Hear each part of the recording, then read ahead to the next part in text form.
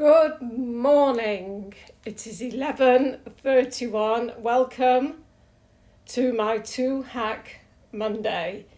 So, first of all, it's a beautiful sunny day in Paris. Thank goodness. When it's a sunny day, I'm okay. When it's grey and miserable, I'm miserable. So be prepared for winter blog. It's not going to be the same vibe. I suffer from that sad, so I like nice weather. Right, my tripod's already slipping and falling. So, hi Coco. Coco Ames, are you French speaking? It's hard to tell. It's like a half French, half English name. So welcome to my Monday hacks. Today I'm going to talk about the Jewish New Year, and I'm going to show you a very easy salad, a lunchtime salad, just because I've got all these ingredients. So, it's the Jewish New Year this weekend. It's 2 days. I mentioned this yesterday, so sorry if I'm repeating myself. It's Saturday and Sunday, Jewish New Year, which means I'm off the radar. I won't be posting anything. You can have a break from me for 2 whole days. You won't hear a peep out of me. So, the traditions of the Jewish New Year are honey and all the things I've got here, the pomegranates and all that stuff. But with a camera, I've got it on the tripod, so I don't like to move it around too much because it starts shaking. So I'm going to start by showing you a very simple salad, which has nothing to do with the Jewish New Year. It's just a salad because I've got this huge abundance of figs. I've got some brebis, which is like goat's cheese. And these are all the little things that I've got for the salad. So I like to do things nicely. I don't like grotty things. I've been saying that from day one. So even if it's just me at home, I generally don't have lunch. I'm a terrible eater. I eat brioche and cake all day, and I have one meal in the evening. So I don't actually have lunch generally myself. So it's more to show you. These are pistachios, which I love. I buy them in Lidl, so they're not expensive, so they're not the good quality ones. If I could, I would buy the good quality ones. But to stop them being depressing, I smash them up with a rolling pin, and then I sprinkle them on salads. So that's one thing I use in my salads. Another thing I use in my salads, I don't know if these are hacks. It's supposed to be a hack, but because it's the new year, I've got so much cooking to do this week that I'm combining the time I have to at least present something to you on a Monday morning that's not necessarily a hack. It's more ideas. These I put in my salads. Now these are what they call graines de courge. They're like sunflower seeds, and I don't know how you say it in English, those ones, pumpkin seeds, which I use in soups in the winter. It's the sort of thing I have all the year round. You buy a packet of them, and you keep them in like a tight jar, and you just use a sprinkle here and there. So even if they're expensive, it can be like €6 for a packet of something like this. They last forever because you just put a little handful on, and they're lovely in soups. If you make a butternut squash soup, they can be a bit depressing soups. But if you want to have a soup as a whole meal and you want it to look a bit undepressing, you put a bit of that on there. Hi, Bea Selam. I think you're somebody that probably understands what I'm talking about. These are medjool dates. Now, these are for the Jewish New Year. My husband bought these. I'll show you the box. He bought them in Hyper Cacher yesterday. 1 kilo of medjool dates. I didn't even want to know how much they cost. They cost an absolute fortune. He bought 1 kilo of them. Now, my husband's a funny person. If he buys something, he buys very, very good quality. Now, I sort of fake it and make it look like I'm buying good quality, but I'm buying clothes in Primark.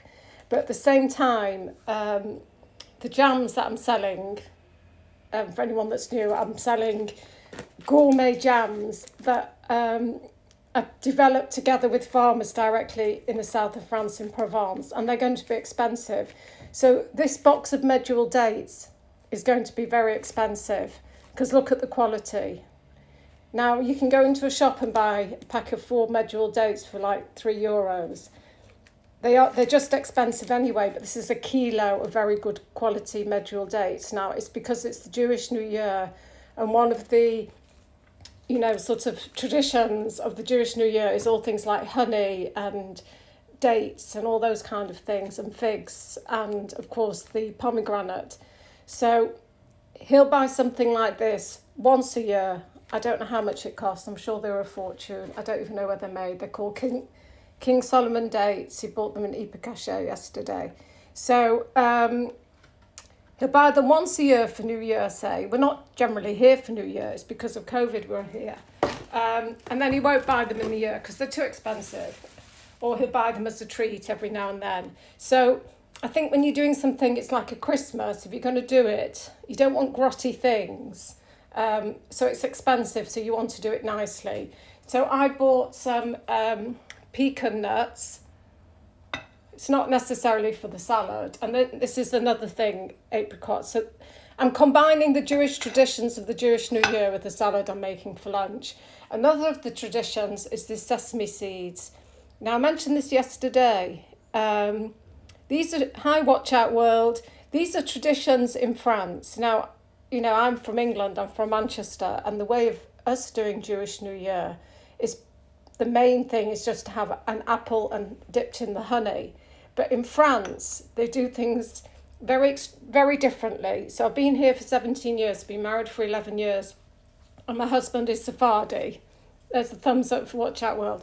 My husband's Sephardi, which means they do all these traditions. Now, as I say, normally for the Jewish New Year, we're with my family in England, so I don't ever have to make this stuff ever once in my life. It's the one day of the year. It's like a Christmas day or a Thanksgiving day where you spend it with the family. So because of COVID, it's the first time I'm actually making it. So this is something that I always have in the house, or the cranberries. I love cranberries in a salad. They're just the prettiest thing. So I'm going to combine all of those things. And also I've got these... this is for the salad. It's nothing to do with the Jewish New Year. I happen to have this packet of goat cheese, Brebis it's called, in the fridge, and I want to get rid of it. So I've got some space in my fridge. I've got no space in my fridge. These are the figs. Now, figs at the moment, I don't know if it's the same in England or the US, but the figs are like €18 a kilo. And it took me, I had to go to my local market, which was across the road from me yesterday, to get the figs, because I tried in my supermarket all week. Now, this is one of the main features of the Jewish New Year, and I couldn't find them. So, and the man on the market said that's the price, €18 a kilo. He knows they're ridiculous prices, but that's the price. So I've got a couple of theories on that, because for the new people again, I'm launching my own range of jams. Here's my list of jams. I've got to combine this, you see, with my truth thing. These are my list of jams. MLB gourmet jams. I've got a raspberry geranium jam. I've got a courgette lemon jam. I've got an orange grenadine jam. This is my husband wrote these for me. And I've got a black currant and mint jam. So I'll be selling 4 jams online. You can see it all in my posts on Shopify, hopefully in a month or 5 weeks. I'm trying to catch the Christmas rush. Now, these jams, because I can see the people who are watching are kind of new people, are jams that I've worked with French farmers in Provence in the south of France. We spent 5 days there this summer, just a couple of weeks ago, and I met a fig farmer. So, oh, you put dogs are super expensive in the US. I think you mean figs. This lady's put, Watch Out World's put, dogs are super expensive in the US and only in the farmer's market. And I thought, oh, is she buying dogs in the farmer's market? So obviously you mean figs. So I went to see Roger, who is an 87-year-old fig farmer in Provence 2 weeks ago in the south of France. And apparently he's like the only fig farmer. I went to his actual plantation. I've got videos of that up for new people. And this 87-year-old farmer called Roger was the most fascinating person I've ever seen. He's the only fig producer in the area, and he's got all these millions of fig trees. And he went round tree by tree and gave me this beautiful handful of totally different types of figs. And what was fascinating is there's so many different varieties. And he had said to us, and this was 2-3 weeks ago, that it's the end of the fig season now, it's over. So I don't know if it's different this year, because every New Year, the Jewish New Year, we have the figs, and I don't recall them being this expensive. So I don't know if it's to do with the weather. if it's a bit earlier or later this year, I don't know the reason, but figs, I've never seen them at like 18 euros a kilo. It's insane.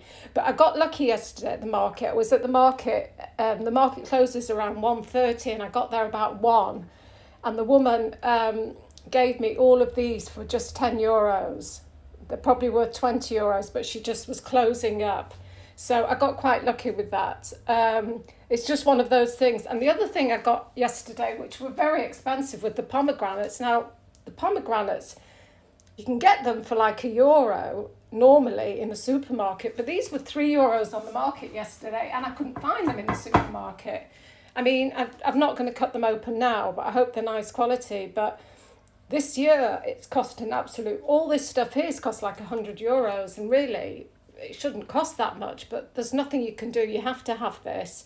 It's like having Christmas without the Christmas tree. You know, it's expensive, but you just have to do it, kind of thing. So I was going to show you my salad, just for those people who are not particularly interested in the Jewish New Year, to learn my sweet little salad that I make. The other thing I bought yesterday in the market, because they've got these ready mixed things, but they're nicer quality than the packets. It's like 26 euros a kilo, so I took a small handful of it because I want to make a tagine, because I'm making Sephardi style dishes for the Jewish New Year. So I want to make a tagine with like pomegranates, all this stuff. I've got the dates, and I've got prunes as well. I didn't put the prunes out today, but I've got the prunes and this stuff, and all this stuff makes a really good tagine. And I throw some figs in there. So I bought all the stuff, and even though it was expensive, I can see there's big quantities, so I can make a load of different dishes and put them in the freezer, and they'll probably be good for meals for the next few weeks. So in terms of the salad that I was going to make just now, just as a separate little thing, I'm just going to show you. So yesterday at the market, I bought fresh salad. Now, it's because I've been to the farms that I understand the difference between buying fresh produce from the farmers market, as Americans call them, as opposed to just buying them in bags in the supermarket. So I'll just give you an example. I bought this on the market yesterday. Can you see the difference between this kind of lettuce? I mean, it's just something and nothing. I have washed it. And the sort of lettuce that you buy, you know, in the bags, that's sort of wilting. And then there's some roquette here. So I'm just going to do a small quantity, because I'm just showing you the idea. I'm not even really going to eat this salad at the moment, because I've got too much to do, so I don't want to just waste food. But there's this salad frisée. So I'll just give you the concept. Now, I like my salads on a platter, and I mix it up with my hands like that. I have washed my hands, I'm very clean. So that's how I like to do my salads, instead of it just being on a bowl. I just like things to be pretty. So I've washed my figs, so I'm just going to cut up maybe one or two and just show you what the concept of the salad, rather than actually making the salad. So what I do is I cut the tips off like that. Now, I've no idea if these are that really beautiful colour on the inside or not. See, they're not as beautiful as they should be. Not like the ones I had in the farm, which were bright red on the inside. For the price, I might cut up a second one and see if they vary. So what I do is I make a fig, and this is again called brebis. And I'm just going to do a little bit, like I say. I just put a little bit of this on. You get the idea, because it's just going to go to waste if I don't eat it, because I'm too busy. So it goes like that. And then I put on, these sunflower seeds, and I keep forgetting the word, these ones, pumpkin seeds, a little bit of that. You can put some pecans on, which you crush up. I like to put little small quantities of lots of pretty things, so I like things to be pretty, and some of the pistachio you can put on. I'll just give you an example. And then I use a good quality olive oil. So this one is a good quality one. I don't like cheap olive oil. It's sort of €8 for the thing. I mean, olive oils, you can get them at maybe €3, but they're such awful quality that you don't enjoy your salad. If you've got like a really thin, cheap olive oil on your salad, you're not giving the produce that you spent money on, you're not giving them the value that they deserve. You're making them taste horrible and soggy. So this one is this, I mean, it's just a random one. I buy different brands, but I know it's the €8-9 bottle, 1 litre, 75 oil, then it's better than the one that's £3.50. I mean, generally you can tell by the price and you can see the quality of the oil. Now, I got into the olive oil, just to go off on the subject, because my husband, who's an osteopath, gets boring, I keep repeating that. His patient, for some reason, gave him 5 litres of beautiful olive oil for Christmas last year. No idea why, but he just did. And he came home with this 5 litre huge thing of the most liquid gold, delicious olive oil, which was direct from the vines, whatever they're called, in Morocco. And he came home with it on a bicycle. We don't have a car. And he walked through the door with his 5 litres of olive oil. I said, what am I supposed to do with that? I thought it was a joke. And I tasted it and I've never looked back. And I made it last for as long as I could. And I gave 1 litre of it to a neighbour. I wish I hadn't. And it changed my life. So from then on, I stopped buying the cheap olive oil. Now, the other thing I put on, which is something, again, it's going to be in my collection, I put some of this rose. This one's actually a lavender one. I'm working with my farmer, Sophie, and we're doing some syrups. They're called serums or sirop in French. I don't even know the word in English. It's not rose water. There's rose, there's lavender, there's mint, there's all different ones. We're developing a geranium one. She wants me to have, because I'm doing the raspberry and geranium jam. She's trying to make a geranium syrup just for me. So I don't physically make the stuff. I work together with her in terms of rebranding and developing things with her under my own brand. So my favourite one is the rose syrup. I'm absolutely obsessed by it. It's not like rose water. I'm sorry if I'm repeating myself, because unfortunately when you've got a brand and you're trying to sell something, you have to repeat yourself incessantly. Which gets very tedious, but how else are people supposed to know about your brand? So unfortunately, that's the way it is. Rose water is like water that you douse everything in. It's very watery and it just gives a hint of rose. But this is like a syrup. It's very, very thick. I don't know if you can see on camera. It's very thick. And you put drops of it in something like with your figs and the taste just goes... I've also got one that's like violets. Do you remember those Parma violet, whatever they're called when we were children? We had those sweets that got like a violet taste. I'm also doing one like that. So I've got like 3-4 types of serums that I want to do, but I'm not going to have time to do them with my jams, which I'm just starting. I want to sort of get out before Christmas. So it'll come in the second wave. If I sell my jams, I'll be able to do the other things. Now, the other thing I have, which I've hardly got anything left of, is a rosebud honey, which is from a farmer, that I bought from a farmer, directly from the farmer, and I've hardly got any of it left.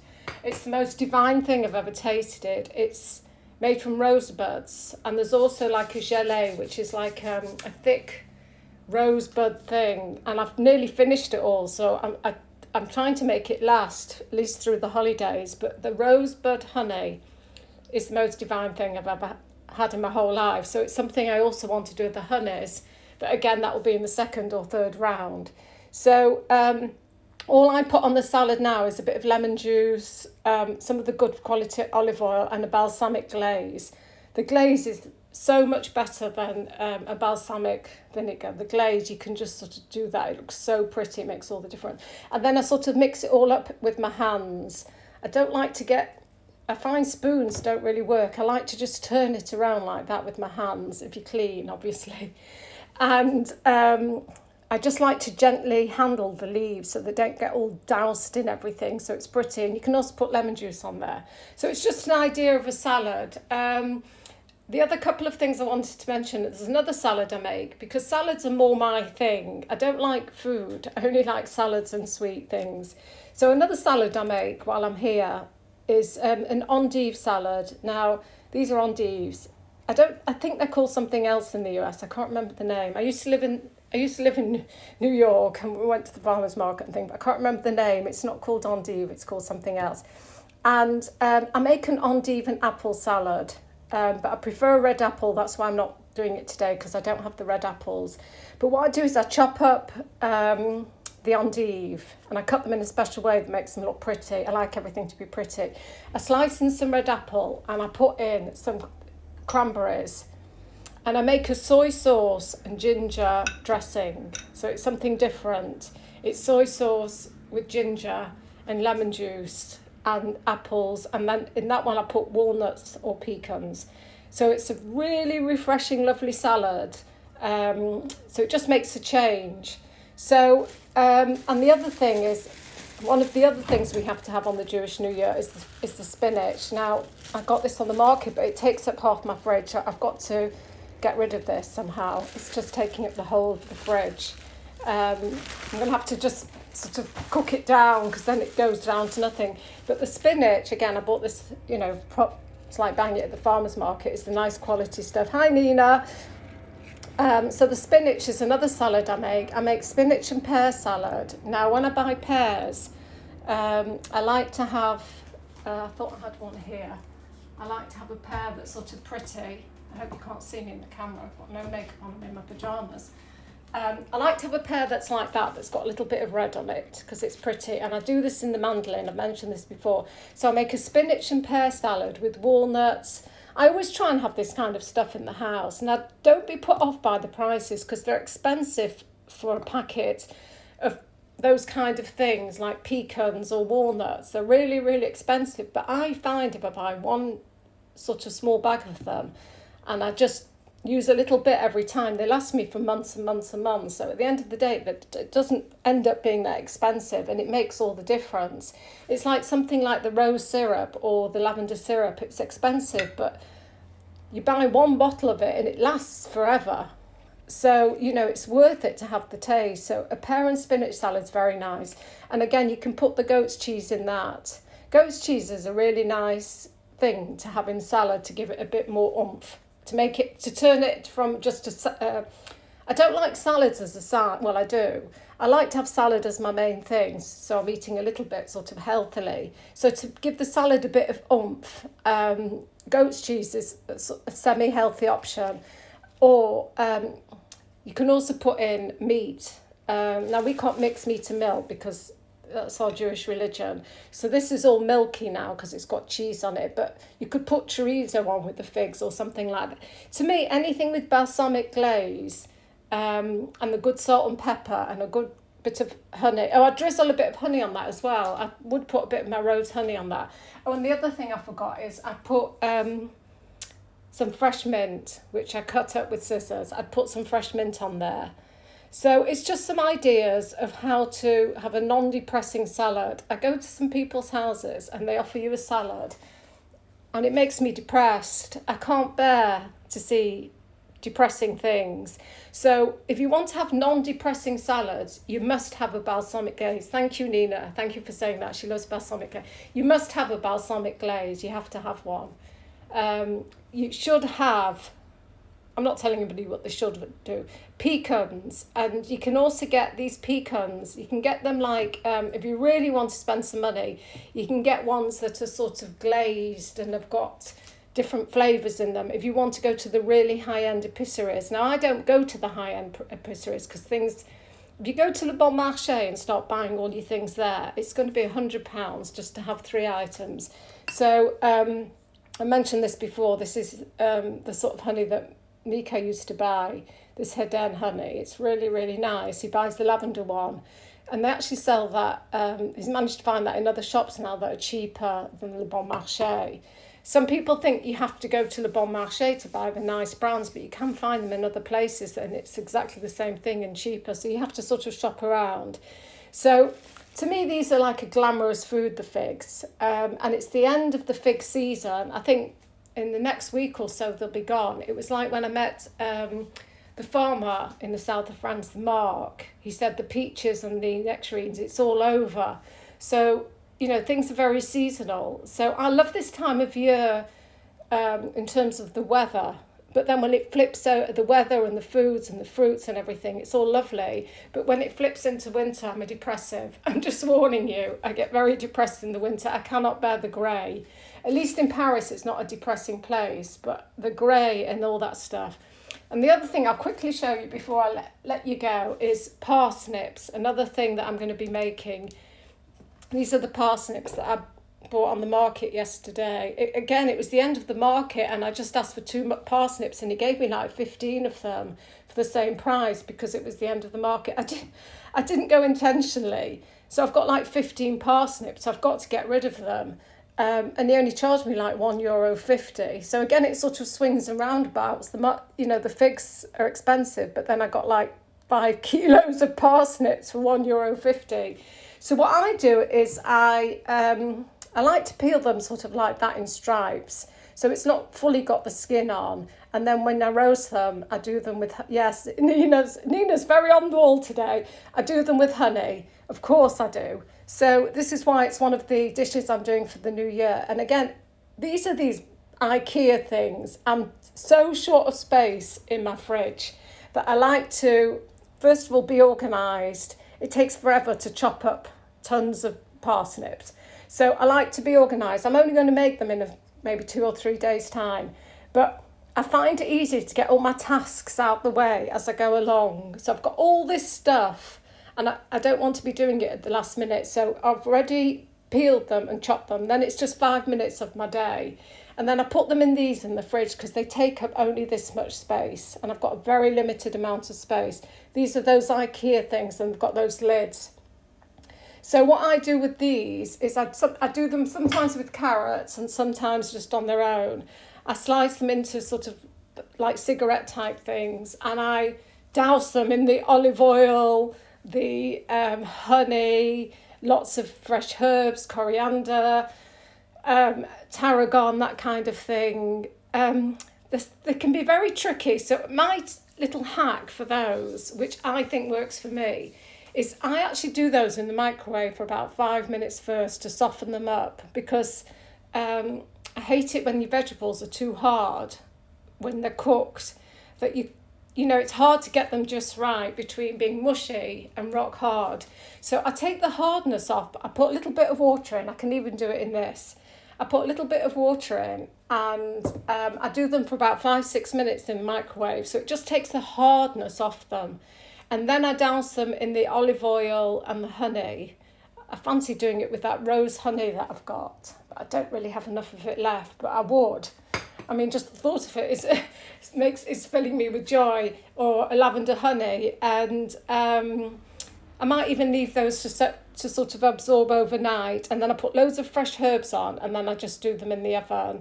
But you've got to be careful with those kind of things because they can burn or they can be just not quite right. So, you've got to try, it's all trial and error with those things because, the parsnips here might not be the same as the parsnips in other countries. Like, you see, I always talk about fennel salads and this endive. And my sister who lives in London, it's not the sort of thing that's so obvious in England. Whereas here, it's as obvious as a bottle of milk and, it's things that everybody has. So I realise in different countries people have different things. But if you buy figs and you've got some pecans, you're already glamorous, and some balsamic glaze and a nice olive oil, you're already glamorous before you start and it's not hard work. You see, I can't be bothered with the chicken and the meat and the washing up. We don't have a dishwasher. So I like things that are easy and these are beautiful when you open them. And of course you can put pomegranate seeds on here as well. You don't want to overload it with a million different things. So I think if you've got a few pecans and the lovely leaves, that's why the leaves have to be nice quality. If they're not nice quality and they're wilting, I mean, I've been to people's houses and had chicken that's sort of it's undercooked and it's like slimy and the skins are depressing and it makes me I'm very sensitive to things like that. It makes me really sad. So I think we owe it to ourselves at the very, very least, try and make things pretty.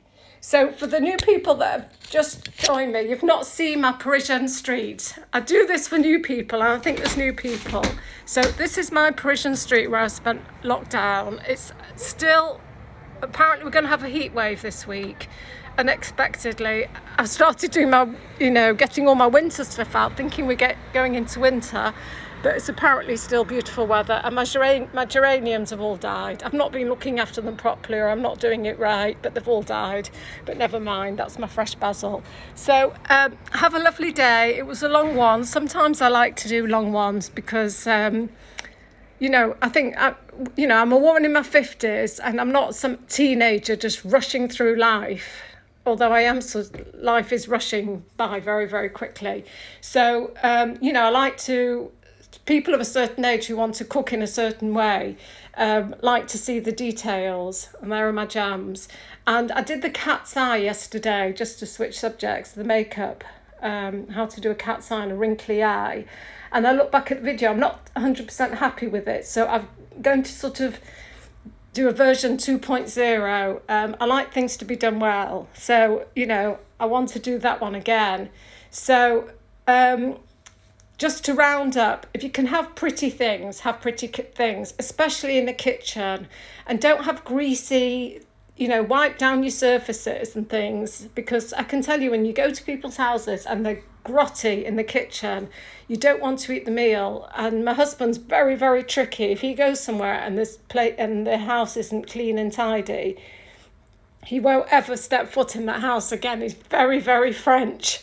So in some ways it's, I've always been this way, but it's true that French people have completely different culture, a completely different way of seeing the world, and it's very tricky living in Paris. It's, a lot of people say, you're so lucky, but it's very tricky as well. You've got the beautiful city and beautiful things, but you've got different types of personalities with the people, and there's a lot of it's not easy. Like setting up the company for this jam has been an absolute nightmare, and the paperwork, and even something small like I have to show like proof of where I live and utility bills. And my husband's utility bill, his name is Michael with the electricity board, Michael, and his passport is Michael, because that's his real name, Michael with a K,